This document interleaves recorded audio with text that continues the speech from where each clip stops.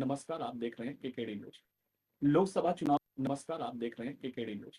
लोकसभा चुनाव के चौथे चरण का मतदान सुबह 7 बजे से लगातार जारी है। आपको बता दें कि 10 राज्यों की 96 लोकसभा सीटों पर मतदान किया जा रहा है। इस वक्त हमारी मौजूदगी उन्नाव लोकसभा में है।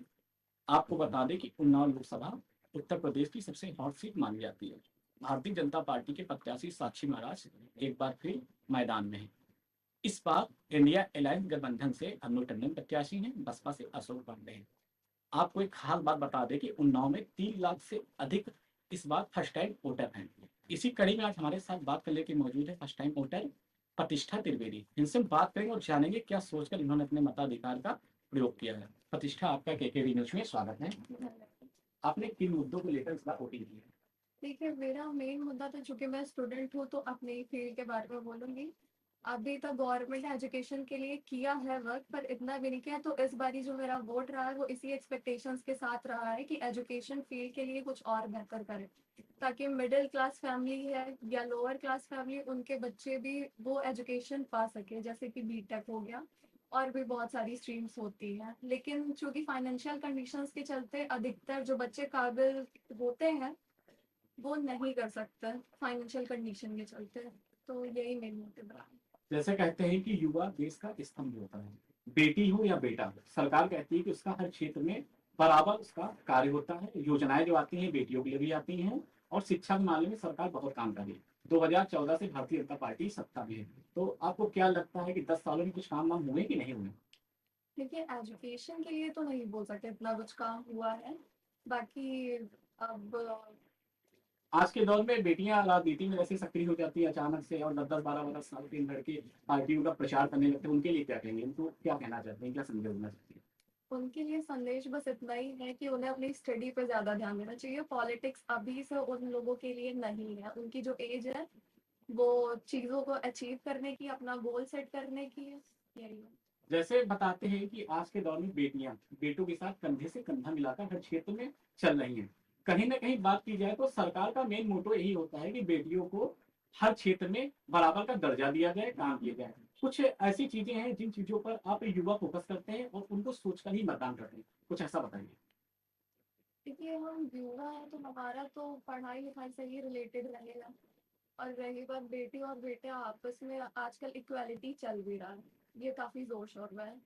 तो इस टाइम लड़कियां भी काफी इक्वली आई हुई है, चाहे वो राफेल प्लेन से हो या फिर किसी भी फील्ड में, आगे से आगे लड़कियां ही हैं आज के टाइम। आप उन्नाव लोकसभा में रहते हैं, तो आपने फर्स्ट टाइम वोट किया हुआ है, तो आपको पता है इस बार कौन कौन से दिग्गज मैदान में है? साक्षी महाराज हैं, अनु टंडन जी हैं, और यही दो फेम में है। अनु टंडन से आप मिली हैं? साक्षी महाराज से मिली? नहीं, दोनों से नहीं है। कहीं ना कहीं आज जब मतदान करने का फर्स्ट टाइम आप वोट डालने पोलिंग बूथ पहुंची, तो आपको कैसा लगा? कि फीलिंग कैसी थी उस वक्त?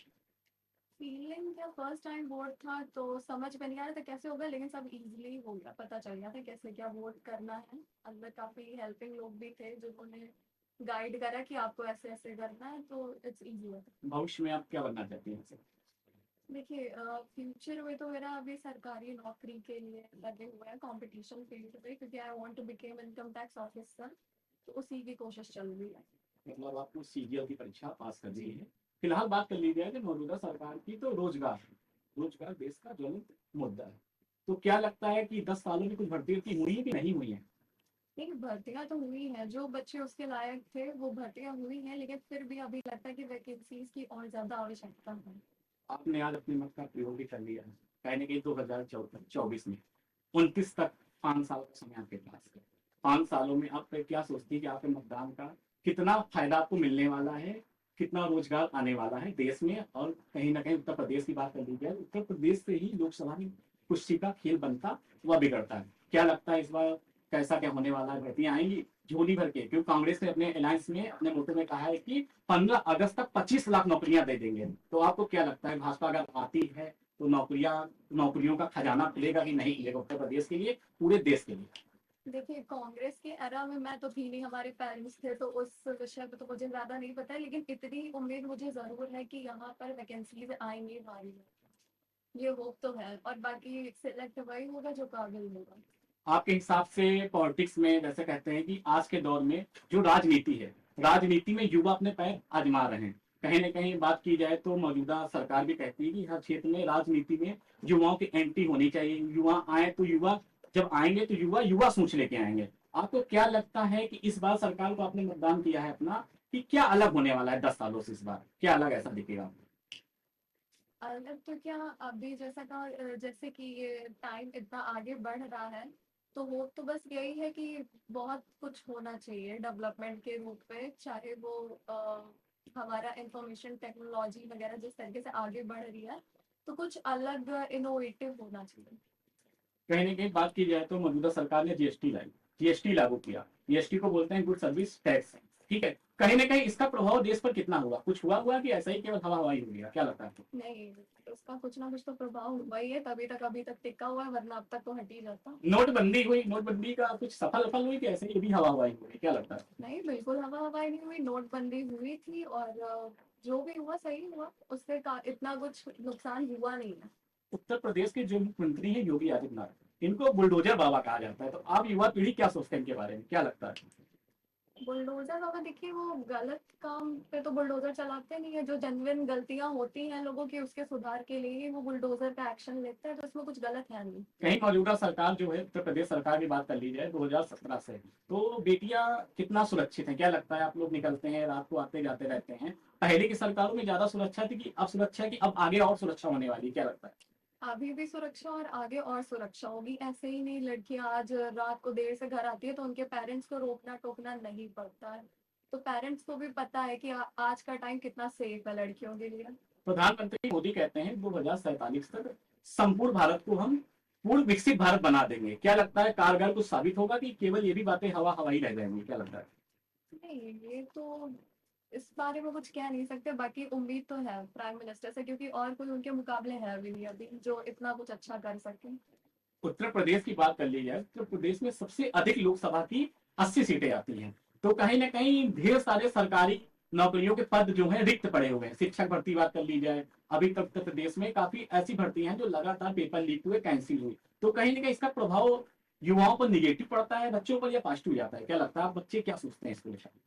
नहीं देखिए, वो तो बच्चे फिर अलग अलग मानसिकता के भी होते हैं ना, कुछ पे उसका पॉजिटिव प्रभाव भी जा रहा है और कुछ में निगेटिव, मोस्टली बच्चे निगेटिव ही लेते हैं, क्योंकि पेपर लीक हो रहा है। अब उन्होंने इतनी मेहनत करी और जब एग्जाम सेंटर पर पहुंचे पेपर देके और सडनली उन्हें पता चलता है कि पेपर तो लीक हो गया था, तो ये चीज तो उन्हें थोड़ा निगेटिव लेना ही पड़ता है। आज के दौर में बच्चों के जो परिणाम आते हैं, रिजल्ट आते हैं, नंबर देखिए 95.6%, 97%, 98%। परसेंटेज मायने रखता है कि नौकरी की रोजगार मायने रखता है कि जीवन में आपका करियर अच्छा बने? क्या मायने रखता है? परसेंटेज मायने रखते हैं आप लोगों के लिए? नहीं, परसेंटेज इतना मायने नहीं रखता है। मायने हमारे लिए जॉब रहती है, क्योंकि परसेंटेज का क्या है, बच्चा आज पढ़ रहा है कल नहीं पढ़ रहा है, इट डजेंट मीन कि उसको बिना पढ़े जॉब मिल जाएगी। तो लेकिन परसेंटेज मायने। कहीं ना कहीं बात कर ली जाए 2006 से 2010 की 12 की, तो रिजल्ट का जो परसेंटेज आता था इतना हाई नहीं जाता। आज की जो सरकारें हैं कहीं ना कहीं बच्चों को ड्योढ़ी भर के नंबर दे दिए जाते हैं, 97%, 98%। मैथ्स में 100 में 100 आते हैं, हिंदी में 100 आते हैं, ठीक है, 95, 96। तो कहीं ना कहीं इसका प्रभाव बच्चों पर निगेटिव पड़ता है या पॉजिटिव आता है? नहीं, इसका प्रभाव तो निगेटिव ही पड़ता है, क्योंकि अब बच्चे को ऐसे ही इजीली इतने सारे परसेंटेज आ गए, अब उसके बाद वो बच्चा कर रहा है कोशिश, मान लीजिए सरकारी नौकरी की कर रहा है और उससे वो नहीं हो पा रहा है, तो क्यों नहीं हो पा रहा है, वो तो सीधा ब्लेम गवर्नमेंट को देने लग जाते हैं। लेकिन रीजन तो यही है ना कि गवर्नमेंट की ही शुरू में गलती ये रही है कि ऐसे मार्क्स नहीं देने चाहिए क्या लगता है परीक्षा इस में। बार नौकरियों की बौछार होने वाली है कि नहीं है? उम्मीद तो है नौकरियों की बौछार हो जाए। हमारे माध्यम से उत्तर प्रदेश सरकार को, केंद्र सरकार को क्या कहना चाहती है आप? मेरा अंतिम सवाल है आपसे। एजुकेशन के लिए कुछ और भी अच्छा कर सकते हैं। कहीं ना कहीं काफी सरकारी संस्थान है, लगातार वैकेंसियां नहीं आती, प्लेसमेंट नहीं होता, जिससे बच्चे काफी ज्यादा परेशान होते हैं। तो सरकार को सबसे पहले कौन से मुद्दे ऐसे हैं जिनको प्राथमिकता देनी चाहिए आपके नजरिए से? मेरा ये अंतिम सवाल है।